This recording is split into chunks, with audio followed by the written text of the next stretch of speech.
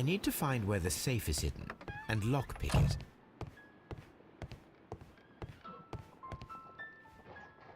This cupboard is an absolute mess. Several books have fallen from the shelves. It seems as though this cupboard can be moved. I'll give it a try.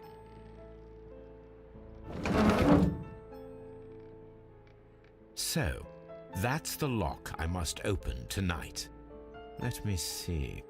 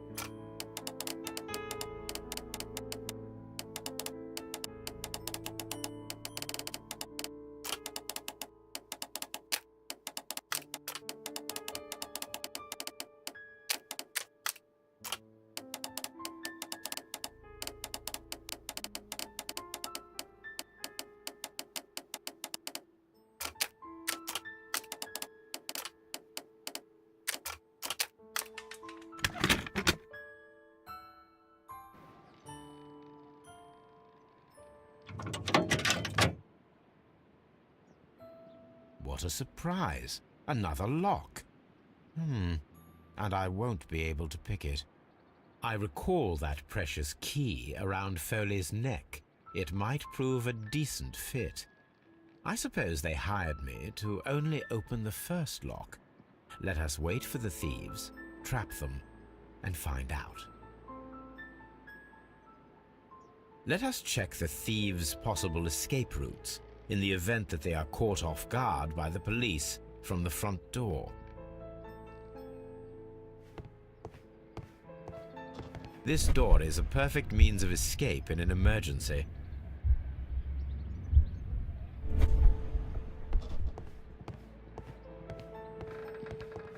The ground floor window is a perfect way to escape the police.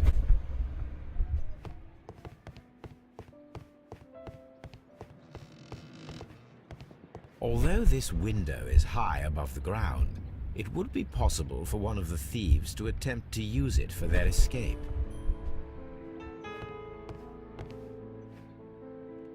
This should be useful.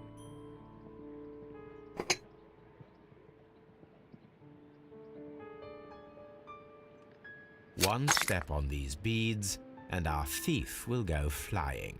I should walk carefully here, else my plan will be ruined.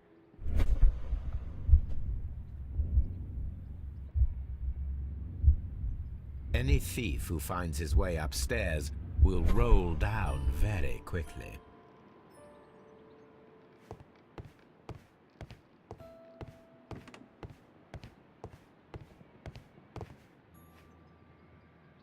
This works very well. No one will escape through this window now.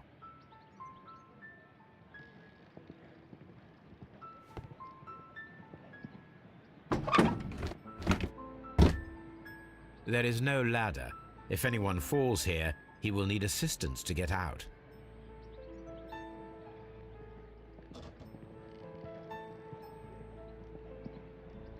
This should be useful.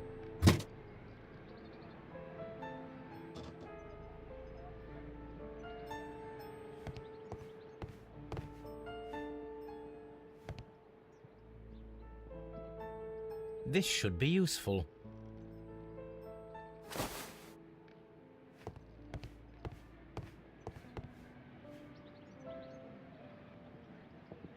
Now, it's not an open hatch, just a nice carpet on the floor. I should walk carefully here, else my plan will be ruined.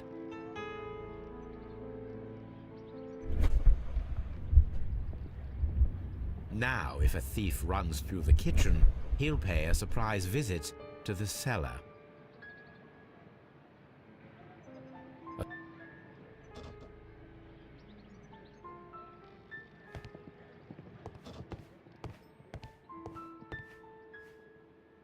I I wonder what this old chandelier is doing on the floor. It looks as though it was poorly attached. I suppose that the thieves already tried to open the lock with this formidable hammer, but they were unsuccessful.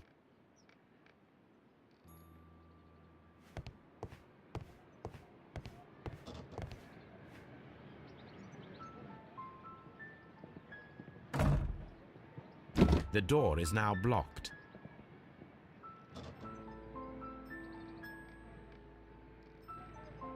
This should be useful.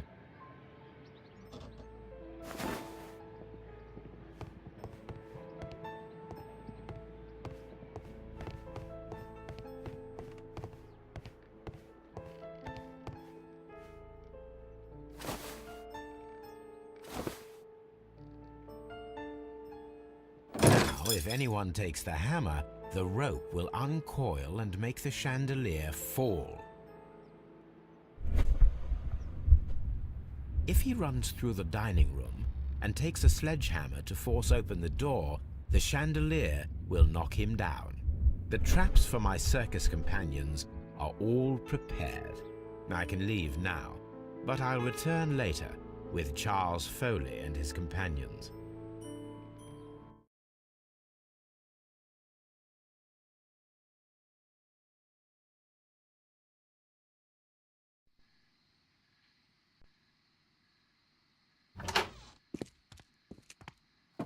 Police! Police!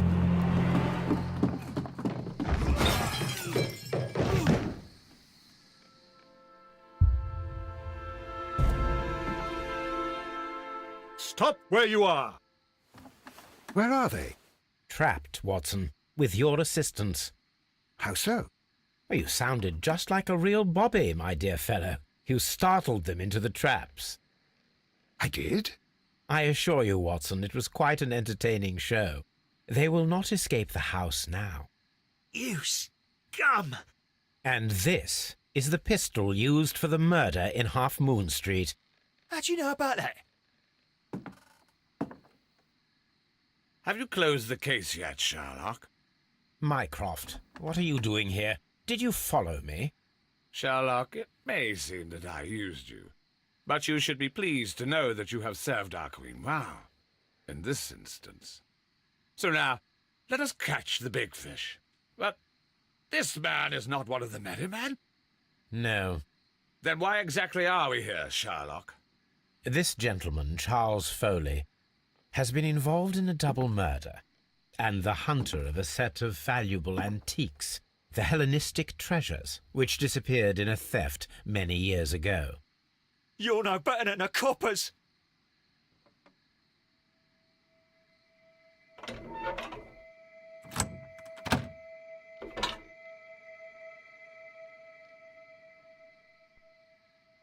Holmes, that is incredible. The Hellenistic treasures. Indeed. Nothing but trifles. Where are the merry men? I don't know why you are asking me, Mycroft. They are yours to find. I'll see you soon, dear brother.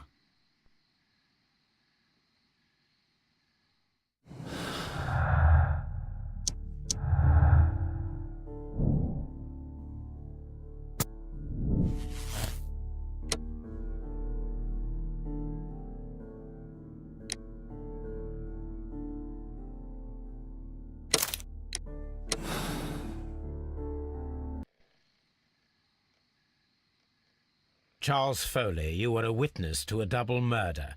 You were standing next to Vercotti when Butler fired at your accomplice.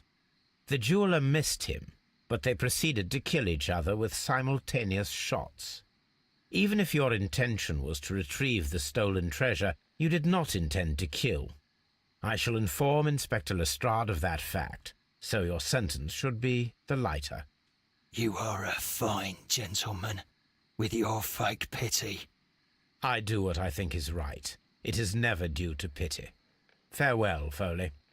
I shall leave now, Watson. Gentlemen, please take our friends here into custody. Where are you going? I have unfinished business. I'll see you at Baker Street.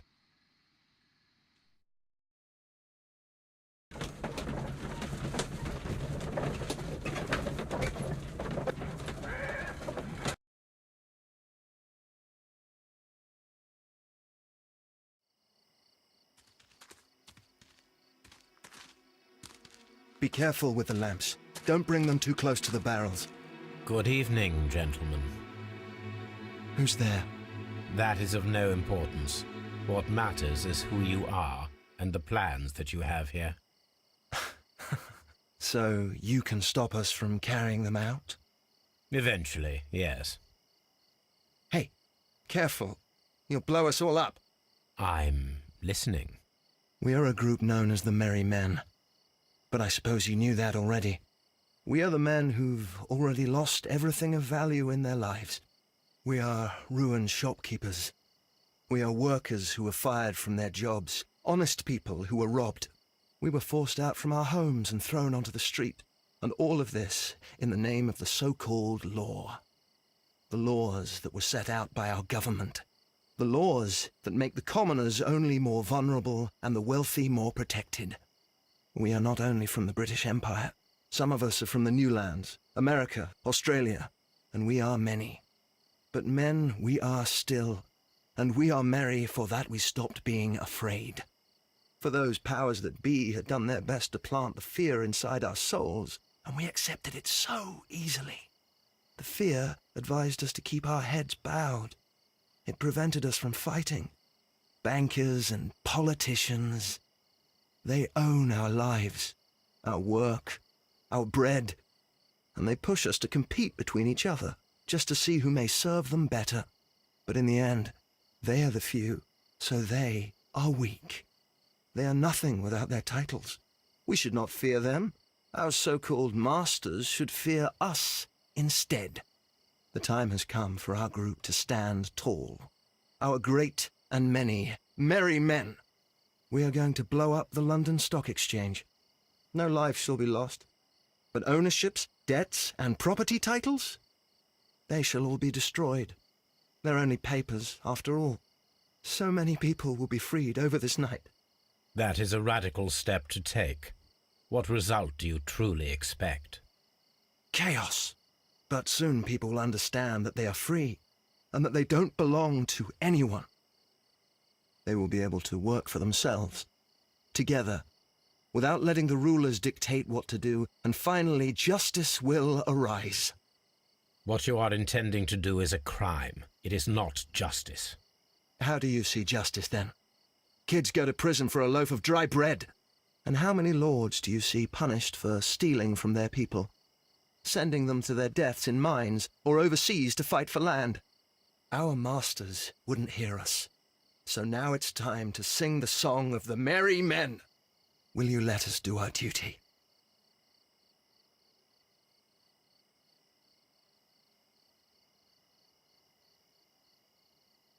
When people fight the order, they are too blind to see the consequences that throw society into chaos. I shall stop your actions, but not you. Run. Now!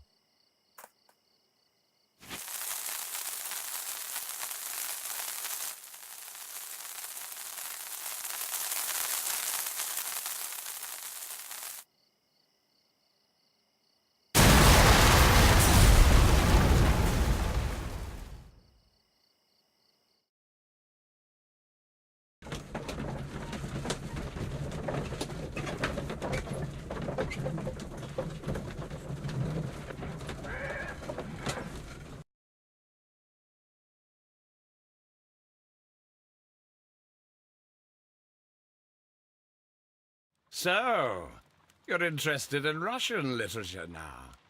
Quite, lately. It is an interesting book. I remember a few lines. Really? I tried reading it myself, but I had a hard time understanding it. Yes, Doctor. It's about intelligence. Sherlock, I vaguely recall one of the lines. Sometimes it takes something more than intelligence to act intelligently. There were also a few words along the lines of, pain and suffering are always inevitable for a large intelligence and a deep heart. Tell me, Doctor, does my brother show any signs of pain or suffering? Not that I know of.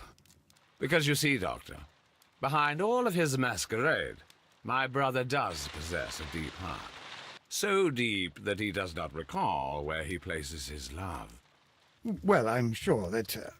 His love and his duty that, in the first place, should be directed towards the Empire. For without it, we would be nothing. A country filled with uncivilized men. And the Empire needs order and discipline. It has no room for chaos. People who commit crimes, or at the very least intend them, deserve punishment, Sherlock. Without justice, there can be no civilization. But we serve the truth, not justice. Your truth, Doctor, that may prove immoral. Allowing people to terrorize London, destabilizing the whole empire. Terrorize only the powers whom you serve, Mycroft. Not I, not Watson, not Mrs. Hudson, not Wiggins. Sherlock, the merry men are to be stopped. Not by me. You created the merry men. Stop them yourself. Only make sure that you don't create 10 more merry men by arresting the one. Good night, Dr. Watson. Anything in the post, Watson? Any clients worthy of our attention? Only a second reminder from Mrs. Hudson about our new neighbour. She urges you to remove your... Oh, I don't care about that. Holmes, the lady who will be moving in shortly has requested the use of our spare room to place all of her boxes. Wait, what? A lady?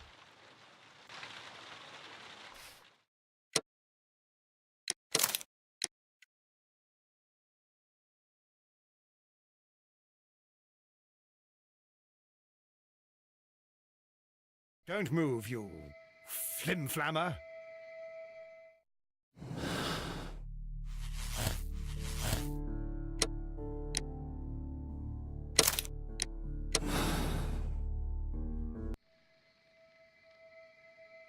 Charles Foley, you committed the crime of premeditated murder and of theft. You will be severely punished for your deeds. You are pitiful, you Scotland Yard dog. Save your words for the gallows. I'm sure the journalists will love them. I shall leave now, Watson. Gentlemen, please take our friends here into custody. Where are you going? I have unfinished business. I'll see you at Baker Street.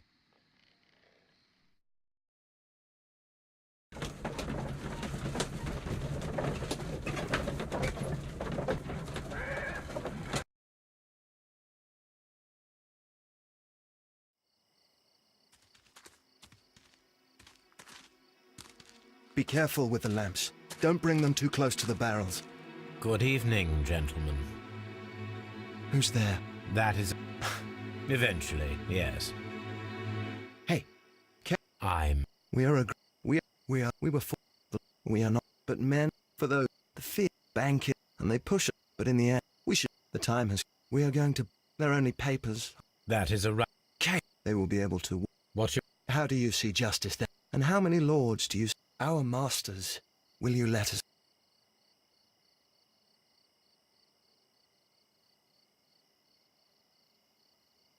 When the law serves only the few, it can no longer be trusted. Every man is equal, and he has a right to choose his own way. I shall not stop you.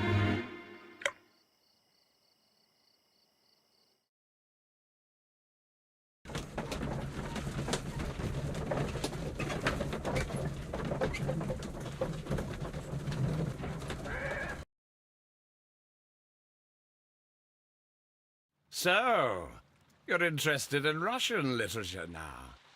Quite, lately. It is an interesting book. I remember a few lines. Really? I tried reading... Yes, Doctor. They were also... Tell me, Doctor. Not that I know.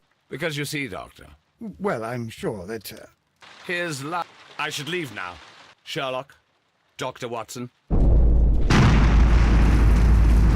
Holmes, what just happened? What was that?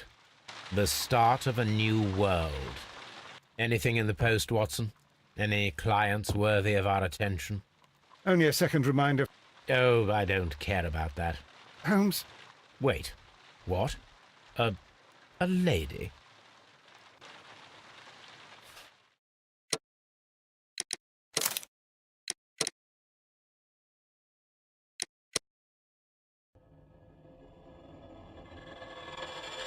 it.